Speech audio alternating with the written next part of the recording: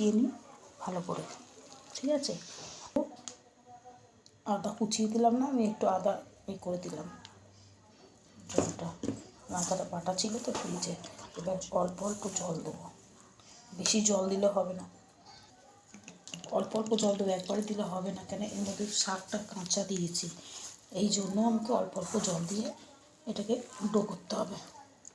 মানে তেলটা দিতে ভুলে গেছি, তেলটা একটু দিয়ে দিলাম, একদম মনে ছিল না, একটু দিলাম ময়ামটা এইরকম।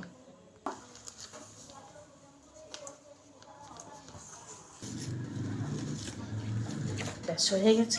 এটা আমি 10 মিনিট রেখে দেবো, 10 মিনিট 1 ঘন্টা যতটা আপনার ইচ্ছা করে।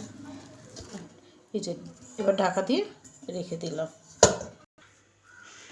দেখি এবার আটাটা আর একটু ঠাসতে হবে। দেখুন কি সুন্দর ডোটা তৈরি হয়েছে।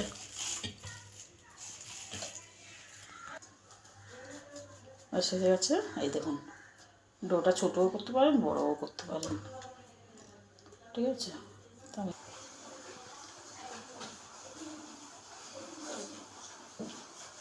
ভালোই হয়েছে, খারাপ হয়নি, ঠিক আছে, হয়ে গেছে।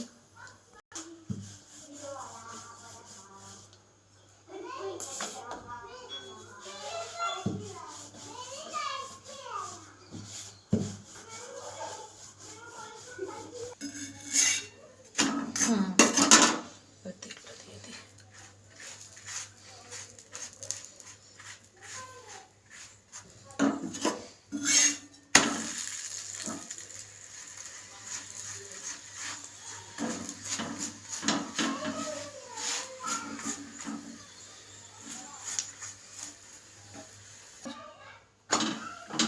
আর একটা হোক।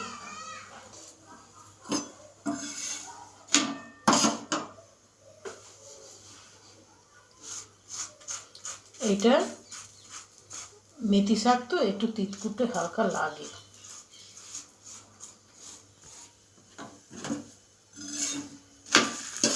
খেতে ভালো লাগে, টেস্টি।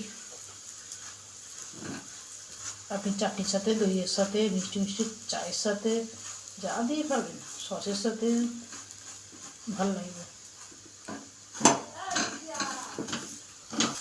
ব্যাস এটা হয়ে গেছে, এটা রেখে দিচ্ছি। দেখুন কি সুন্দর পারফেক্ট সব বেলা হয়ে গেছে। প্রথমটা একটা টেরা দেখা হয়ে গেছে। বাবা কি গরম, দেখুন কত সুন্দর, বুঝছেন, নরম। একটুখানি দইও দিয়েছিলাম, 2 চামচি দই দিয়েছিলাম, ঠিক আছে না বন্ধুরা? বলবেন কেমন হয়েছে, আপনারা কমেন্ট করবেন, ঠিক আছে।